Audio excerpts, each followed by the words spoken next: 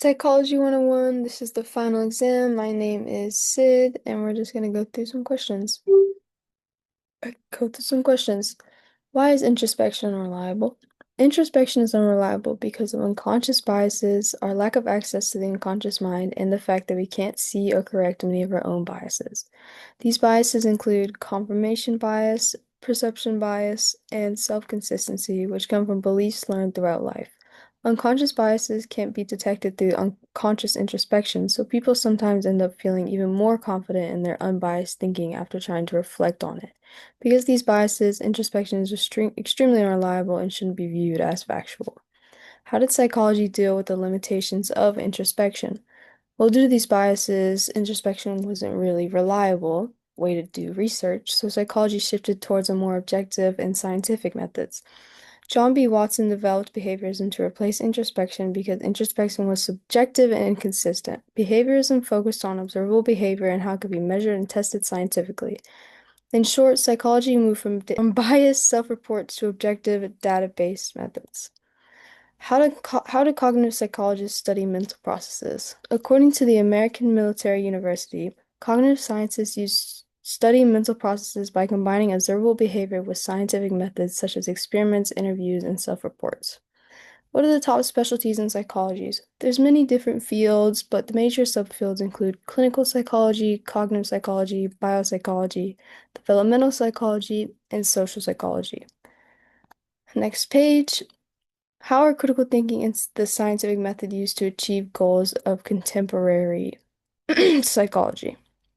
Critical thinking and the scientific method work together to help psychology describe, explain, and predict behavior. Critical thinking means questioning claims, checking for biases, and looking for evidence and considering alternative explanations. The scientific method provides a structured way to test these ideas using hypotheses, experiments, and data. How reliable is information found in the popular media? It is not very reliable. It's often biased or inaccurate. The APA states that misinformation takes up to 0.2 to 29 of news consumption, and this number can be higher for certain topics or groups. This shows how common misinformation is and how it could spread negatively and affect people mentally. Is psychology a science? Of course it is. Psychology is considered a science because it uses the scientific method, which was discussed earlier, to study behavior and mental process through observation, experiments, and data analysis. How does emotional development proceed? Emotional development starts in infancy and follows a pattern based on maturation. According to Dennis Kuhn, babies can express basic emotions, and as they grow, they develop the ability to process even more complex emotions that require self-awareness and self-evaluation. How do we develop morals? Morals are developed through emotional factors, past experiences, learning from others, and understanding different perspectives, and learning responsibility. And the next question is, what are Erik Erikson's psychological social stages? Erik Erikson explained these stages in 8 different ways that are trust versus mistrust, autonomy versus shame and doubt, initiative versus guilt, industry versus inferiority, identity versus confusion, intimacy versus isolation versus stagnation, integrity versus despair. And I also included a little graphic that includes the ages at which these stages occur. And they might be named different things, but it all really means the same thing. What is operant conditioning? This is a big part of psychology. Operant conditioning was developed by B.F. Skinner. It explains how behaviors are strengthened or weakened through consequences. Positive reinforcements adds reward to encourage behavior. Negative reinforcement removes something unpleasant to strengthen behavior. I included that little graphic that shows the negative reinforcement and the positive reinforcement. What is describe observational learning? Observational learning is defined as an acquisition of information, skills, or behavior through watching others perform. It connects to operant conditioning because people see consequences of someone else's behavior, which can motivate them to imitate or avoid the behavior. It also supports classical conditioning by allowing people to pair observed behaviors with observed stimuli. What does memory and sleep have in common? Memory and sleep involve similar brain networks such as the hippocampus, amygdala, and prefrontal cortex. While we sleep, the brain processes and strengthens new information, moving short-term memories into long-term storage. What is the human brain in a model and why is it important? The human brain is the most complex organ and controls the whole nervous system. It manages thought, memory, emotions, and so much more. It's not just a muscle and it's made up of mostly water, but it has neurons, nerves, glial cells, and blood vessels. Understanding the brain is essential for psychology because behavior, mental processes, and emotions all come from brain activity. And then I also have a little graphic at the bottom there that's encoding constellation and retrieval, which are all what the hippocampus and amygdala work together to do while the brain sleeps. It's how we sort our memories out. How do psychodynamic theories explain personality? Psychodynamic theories say personality comes from the interaction of unconscious and conscious forces. Childhood experiences play a major role. Personality is shaped by conflicts between the id, the ego, and superego. What is a stressor and what factors determine its severity? Okay, I'm tired. Sorry. Um, a stressor is any event or situation that causes a stress response. Its severity depends on how the person perceives it, their coping skills, and the nature of the stressor, its duration, intensity, and whether it's positive or negative.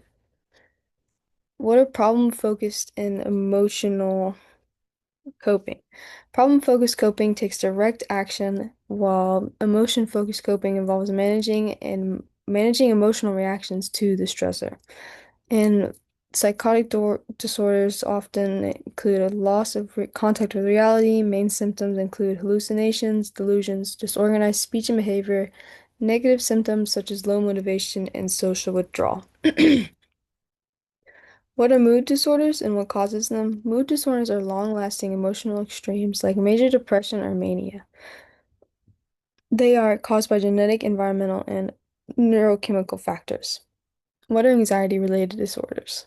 These disorders involve excessive worry, fear, or distress that interferes with daily life. Examples include generalized anxiety, panic disorders, agoraphobia, specific phobia, social anxiety disorder, and separation anxiety disorder. Of course, that little graphic is someone who's pretty stressed out. She looks like she's not having a good time today.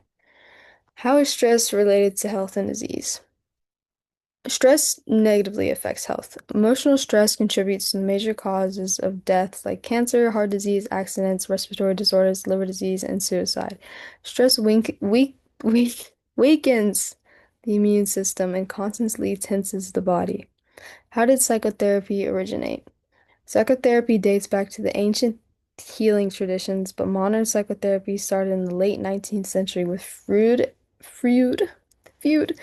and the creation of psychoanalysis. And there are different types of psychotherapy, such as behavioral therapy, cognitive behavioral therapy, dialectal behavior therapy, psychodynamic behavior therapy, and humanistic therapy.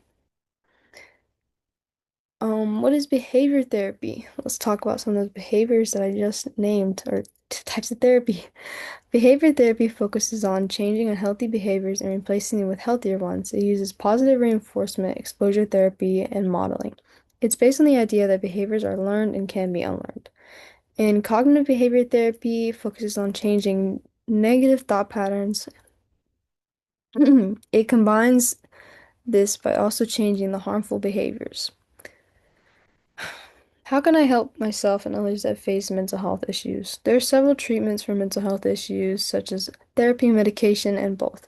A supportive community, healthy habits, and good coping skills are also extremely important when dealing with mental health issues.